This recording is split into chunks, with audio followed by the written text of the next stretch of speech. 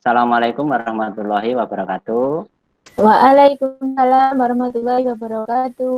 Warahmatullahi Aris. wabarakatuh. Ketemu lagi dengan Pak Aris. Gimana kabar kalian anak-anak? Sehat Pak Aris? Ya, sehat Pak. Oke, ini semua sudah hadir dalam kelas atau belum ya? Alhamdulillah sudah. Alhamdulillah sudah Pak. Oke, sebelum pelajaran kita mulai, seperti biasanya, marilah kita buka dengan doa agar nanti dalam kegiatan pembelajaran diberi kemudahan oleh Allah Subhanahu wa Ta'ala.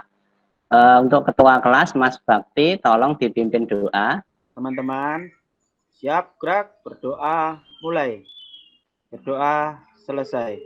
Oke, terima kasih Mas Bakti sudah memimpin doa. Tidak lupa dan selalu Bapak ingatkan bahwa kalian harus selalu menjaga kesehatan, rajin cuci tangan, memakai masker jika bepergian, dan selalu jaga jarak aman dengan orang lain. Oke?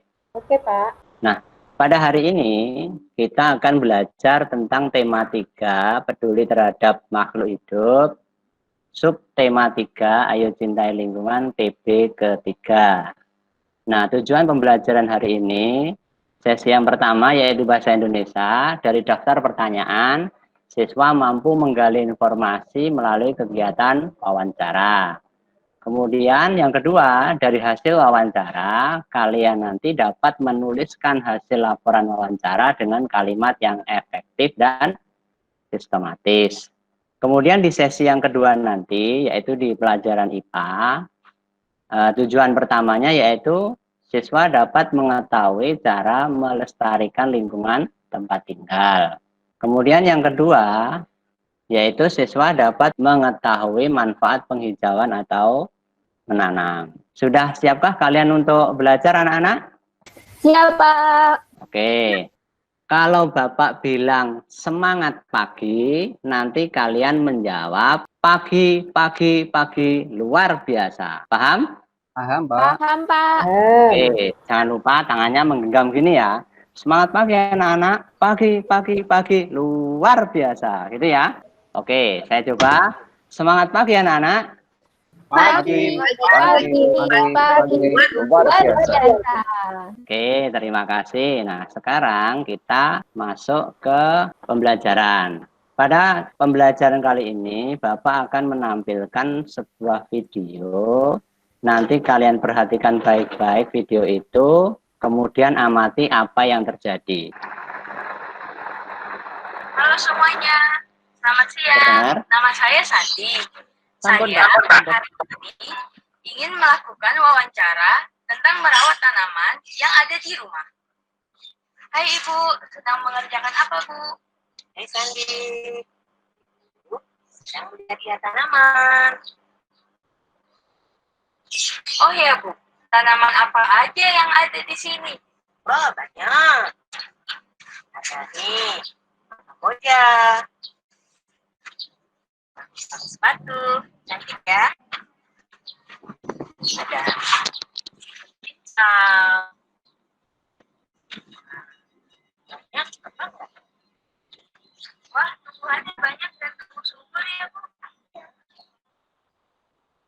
Bagaimana cara merawat? Aman, ya. Apa yang sedang siswa lakukan? Coba, siapa yang bisa menjawab? Itu, Pak, wawancara, Bapak. Oke, betul. Jadi, dalam video itu adalah siswa sedang melakukan kegiatan wawancara. Nih. Nah, sekarang wawancara itu apa? Wawancara adalah suatu cara untuk mengumpulkan data dengan mengajukan pertanyaan kepada narasumber. Narasumber wawancara itu sangat beragam, bisa pedagang, pengusaha, psikolog, guru, polisi, kepala desa, dan lain-lain. Jadi masih banyak lagi narasumber dalam kegiatan wawancara. Nah, dalam kegiatan wawancara sendiri itu harus memperhatikan atau harus ada beberapa unsur. Nah, apa saja unsur yang ada dalam kegiatan wawancara itu? Nih, coba perhatikan. Wawancara. Kemudian unsur yang kedua, tema. Unsur yang ketiga, narasumber. Unsur yang keempat, waktu dan tempat. Nah, pewawancara adalah orang yang mencari informasi yang berkedudukan sebagai penanya. Coba kalian perhatikan 3 gambar ini. Jadi yang bertindak sebagai pewawancara itu siapa? Yaitu siswa memakai seragam pramuka. Kemudian ada gadis cantik memakai kerudung hitam. Kemudian yang bawah ini siswa memakai jilbab putih. Jadi mereka yang Bapak lingkari ini merupakan pewawancara atau bertindak sebagai pewawancara. Unsur yang kedua yaitu narasumber. Jadi narasumber ini berkedudukan sebagai penjawab pertanyaan atau pemberi informasi. Jadi narasumber yang diwawancara itu biasanya orang yang memiliki keterkaitan dengan perihal informasi yang diperlukan. Nah, contohnya siapa? Kira-kira siapa yang bisa dijadikan sebagai narasumber? Siapa? Bapak dan Ibu di rumah, Pak. Oke, Bapak dan Ibu di rumah boleh. Hanya Pak Aris, apakah teman sekelas, teman sebaya itu bisa dijadikan narasumber, Pak? Bisa saja, Pak. Soalnya begini, selama orang yang kita jadikan narasumber itu nanti mampu untuk memberikan informasi apa yang kita inginkan, maka dia bisa saja menjadi narasumber. Oke, paham? Paham, Pak. Makasih, Pak. Oke, ini Bapak kasih contoh yang lain. Atlet, tani, bisa polisi, bahkan seorang presiden pun itu bisa menjadi seorang narasumber atau dapat dijadikan sebagai narasumber. Sekarang unsur yang ketiga yaitu tema. Tema ini berperan sangat penting dalam kegiatan wawancara. Karena tema menjadi pokok sekaligus pembatas hal-hal yang dibicarakan agar tidak melebar kemana-mana. Misalnya begini, Mas Bakti mau wawancara seputar pembelajaran daring. Maka kalau Mas Bakti itu mengambil Bu Mega sebagai narasumber, itu sudah tepat. Karena apa? Bu Mega pertama dia berlatar belakang sebagai pendidik atau dosen. Yang kedua, beliau nanti akan begitu mudah memberikan gambaran tentang pendidikan. Kalau misalkan Mas Bakti bertanya pendidikan ke Pak Tani, mungkin nanti akan kurang nyambung seperti itu. Kemudian unsur yang terakhir dalam kegiatan wawancara yaitu waktu dan tempat. Jadi wawancara itu bisa terjadi kapan saja dan di mana saja, asal ada kesepakatan antara pewawancara dengan narasumber. Contohnya seperti ini. Ini seseorang melakukan wawancara di kafe. Kemudian ada wartawan melakukan wawancara di pengelola kebun binatang. Kemudian ada orang interview untuk masuk perusahaan, ini juga wawancara. Kemudian yang terakhir, ini bisa saja wawancara itu dilaksanakan di teras. Mungkin dari sini ada pertanyaan apa tidak sebelum kita masuk langkah-langkah dalam wawancara. Kalau tidak ada, Bapak lanjutkan. Langkah-langkah dalam wawancara itu yang pertama adalah menentukan topik. Jadi menentukan topik itu harus didahulukan. Kemudian yang kedua menentukan narasumber. Yang ketiga membuat atau menyusun daftar pertanyaan. Kemudian yang keempat yaitu melakukan kegiatan wawancara. Dan yang terakhir yaitu membuat laporan dari hasil wawancara. Nah, langkah yang pertama tadi menentukan topik atau tema pembicaraan. Jadi sebelum kalian melakukan wawancara, jadi kalian harus menentukan dulu topiknya, misalkan tentang kesehatan. Maka nanti yang berhubungan sama kesehatan itu harus disiapkan. Jadi penentuan topik dalam wawancara ini menjadi dasar untuk menentukan narasumber yang akan kita bahas berikutnya ini. Kalau misalkan topik atau temanya tadi sudah ditentukan seputar kesehatan misalnya, maka narasumbernya itu bisa ditentukan. Nah, yang jelas narasumber itu harus dipilih sosok orang yang benar-benar menguasai bidangnya. Dengan begitu informasi yang diperoleh nanti benar-benar informasi yang akurat dan diakui kebenarannya. Kemudian langkah berikutnya itu menyusun daftar pertanyaan. Nah, kenapa daftar pertanyaan itu harus disusun? Dengan tujuan agar wawancara dapat berjalan dengan lancar. Apabila wawancara dilakukan tanpa persiapan, maka apa yang seharusnya ditanya mungkin tidak jadi ditanyakan. Dengan demikian, informasi yang diperoleh pun akan tidak lengkap.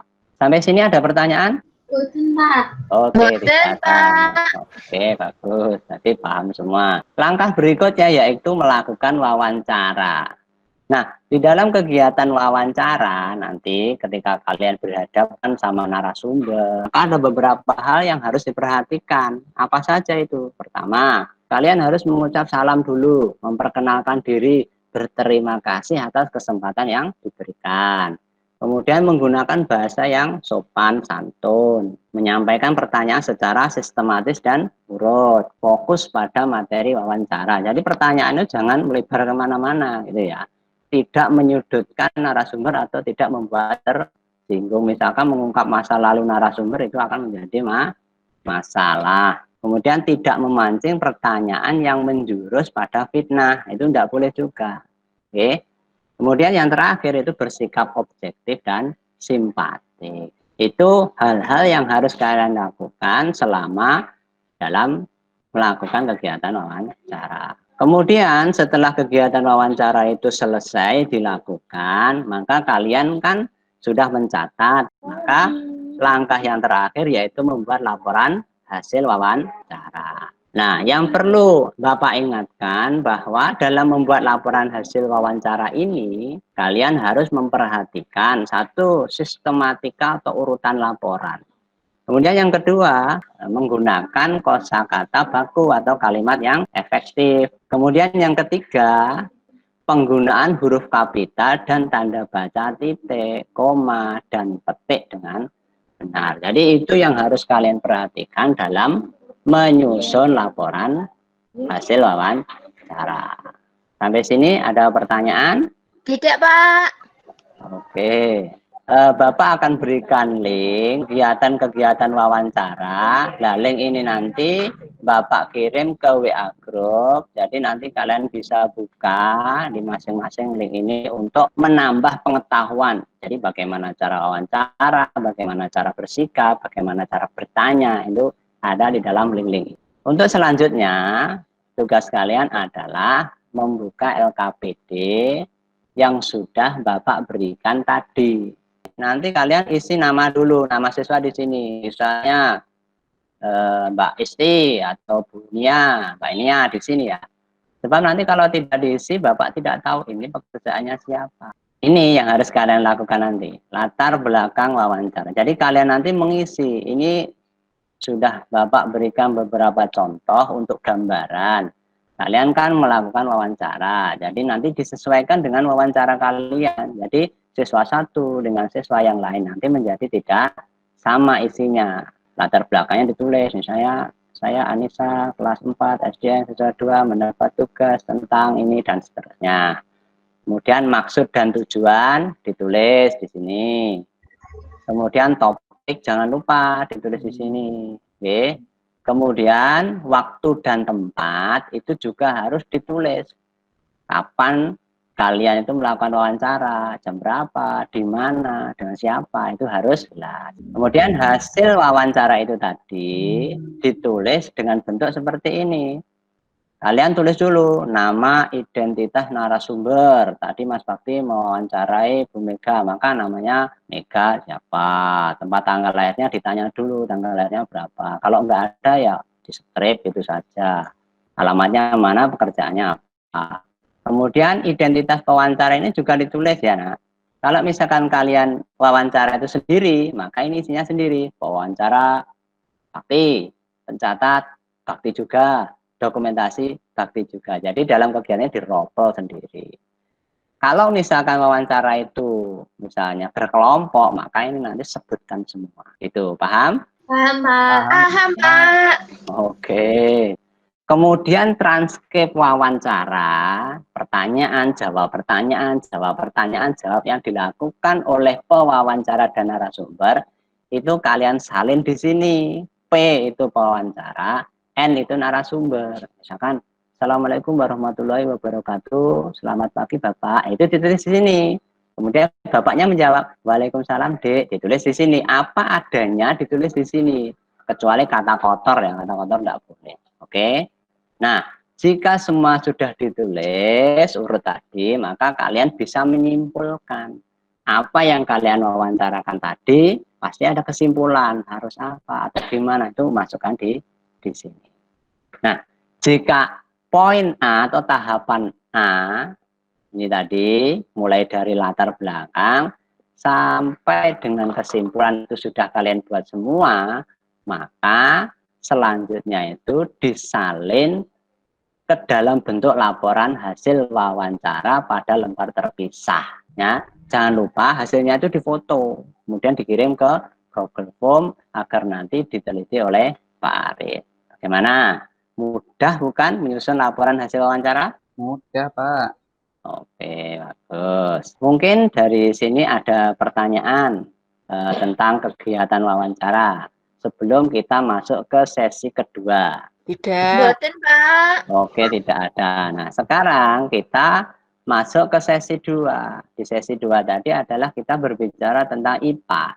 Nah, kalau kalian perhatikan gambar ini, kemudian ada judul pelestarian lingkungan hidup, yang ada dalam pikiran Bapak itu apa pelestarian lingkungan hidup, bagaimana melestarikan lingkungan hidup, mengapa pelestarian lingkungan hidup itu dilakukan, dan siapa yang melestarikan lingkungan hidup. Ayo coba, siapa yang mau menjawab apa dulu?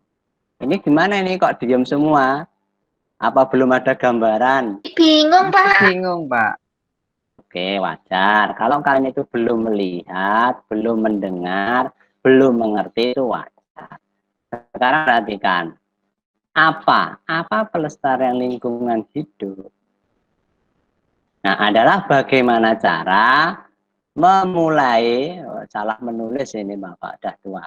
Memulai mengelola dan memanfaatkan sumber daya lingkungan secara arif dan bijaksana tanpa harus merusaknya, agar keseimbangan lingkungan dapat terjaga sehingga dapat dirasakan oleh generasi seterusnya. Jadi pelestarian lingkungan hidup itu adalah usaha untuk mengelola dan memanfaatkan apa saja yang ada di lingkungan kita, tujuannya biar tidak rusak.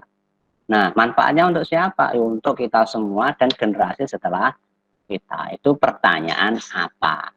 Kemudian, bagaimana cara menjaga kelestarian lingkungan hidup? Siapa yang mau nyoba jawab? Ada? Saya, Pak. Mana? Siapa yang tadi? Mbak Ida? Oke. Oke, Mbak Ida apa? Reboisasi ya, Pak, caranya. Oh, boleh. Jadi, bagaimana cara menjaga lingkungan hidup? Bisa. Ini. Nah, jadi pertama, tidak membuang sampah sembarangan. Yang kedua, tidak melakukan illegal logging atau penebangan hutan secara sembarangan. Kemudian yang ketiga, melakukan tebang pilih pohon di hutan. Artinya apa tebang pilih itu? Memilih pohon yang sudah tua. Kemudian Mbak Yadi menjawab reboisasi. Ini di poin keempat. Boleh, yaitu menanam kembali hutan yang gundul atau lahan yang kosong. Kemudian yang kelima, hemat energi. Dan yang terakhir, tidak merusak ekosistem. Dan masih banyak cara lain untuk menjaga kelestarian lingkungan hidup. Nah, pertanyaan yang ketiga tadi, mengapa lingkungan hidup itu harus dilestarikan? Dada? Pak Saiful ngantuk, Pak. Niku mau jawab. Aduh. Ya, Pak, tulisannya kecil-kecil, Bapak. Oh, tulisannya kecil, oke. Kalau gitu, Bapak jelaskan, kalian perhatikan dan dengarkan dengan baik ya. Mengapa lingkungan hidup itu harus dilestarikan? Karena karena lingkungan yang merupakan tempat tinggal semua makhluk hidup, termasuk manusia, kita, hewan, dan tumbuhan yang harus kita jaga kelestariannya. Jadi lingkungan sangat penting bagi kelangsungan hidup semua makhluk hidup. Karena apabila lingkungan rusak, maka manusia, hewan, tumbuhan tidak dapat bertahan hidup. Paham? Iya. Paham, Pak. Oke, bagus. Dan yang terakhir tadi adalah siapa? Siapa yang melestarikan lingkungan hidup? Coba kalian perhatikan itu. Ada pohon di atas tangan. Maknanya itu apa? Siapa yang mau mencoba menebak misteri ini? Ada pohon atau tanaman di atas pohon, di atas tangan. Coba siapa yang bisa? Kita harus menjaganya, Pak, agar yang lainnya nanti bisa menikmati. Oke, bagus, pinter ya. Jadi makna dari tanaman yang ada di atas tangan itu adalah yang bertanggung jawab menjaga kelestarian lingkungan hidup itu adalah setiap warga dan peran serta dari pemerintah, karena yang merasakan akibatnya adalah kita semua, saya, kalian, generasi penerus kita, dan semua yang ada di muka bumi ini nanti akan menanggung akibat daripada pelestarian lingkungan hidup. Nah, mungkin dari sini ada pertanyaan? Ada pertanyaan, betul? Oke, tidak ada. Kalau Tidak, begitu, ya silahkan kalian buka LKPD 2, yaitu tentang pelajaran IPA. Jangan lupa, seperti LKPD pertama tadi, kalian harus menulis nama di sini, jangan sampai lupa. Oke. Kemudian baca petunjuk belajarnya dengan baik, kemudian kerjakan pertanyaan-pertanyaan yang ada di bawahnya. Nah, pertanyaan ini diperoleh atau untuk menjawabnya itu dari melihat video. Nah, ini link video tentang cara melestarikan alam, merawat hewan, merawat perilaku manusia yang merusak alam itu sudah Bapak kasih melalui WA grup. Jadi nanti kalian tonton, kalian lihat, kalian pahami, kemudian jawab semua soal yang ada di dalam LKPD ini. Kemudian jangan lupa yang terakhir adalah menyalin atau memfoto dan diunggah di dalam Google Form yang sudah Bapak berikan linknya. Oke, ada pertanyaan atau tidak? Tidak. Ya, Pak. Oke, tidak ada. Sebelum kegiatan ini kita tutup, coba kita ulang lagi. Tadi kita mempelajari apa saja? Yang pertama adalah? Wawancara, Pak. Oke, wawancara. Ini. Tadi apa saja unsur yang ada dalam wawancara itu? Satu, pewawancara. Jadi mau wawancara itu harus tampilkan lebih dahulu. Kemudian? Tema, Pak. Tema. Yang ketiga? Narasumber. Oke, betul. Yang keempat? Tempat dan waktu. Waktu dan tempat, Pak.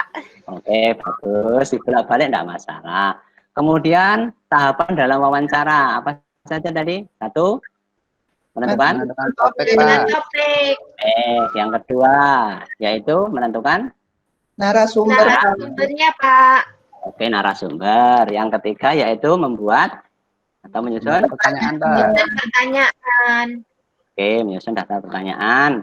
Yang keempat yaitu Melakukan Melakukan kegiatan wawancara, wawancara, Pak. oke, dan yang terakhir adalah Menulis Membuat laporannya. laporan. oke, jadi kalian sudah bisa untuk berwawancara, kemudian menulisnya dalam bentuk laporan. Kemudian di sesi kedua tadi kita berbicara tentang apa, anak-anak? Kelestarian Pelestarian alam, lingkungan, Pak. Pak. Oke, pelestarian lingkungan hidup. Nah, harus kita ingat, yang bertanggung jawab menjaga kelestarian lingkungan adalah kita semua. Ya, bukan Bapak, bukan kalian, tapi kita semua. Paham? Paham, Pak. Oke. Pak. Masih ingatkah dengan slogan, kalau tidak kita, siapa lagi? Pernah mendengar ya, kalau tidak kita, siapa lagi? Ya, berarti semua kegiatan pelestarian lingkungan hidup itu harus dimulai dari kita. Kita itu siapa? Ya diri sendiri. Ya.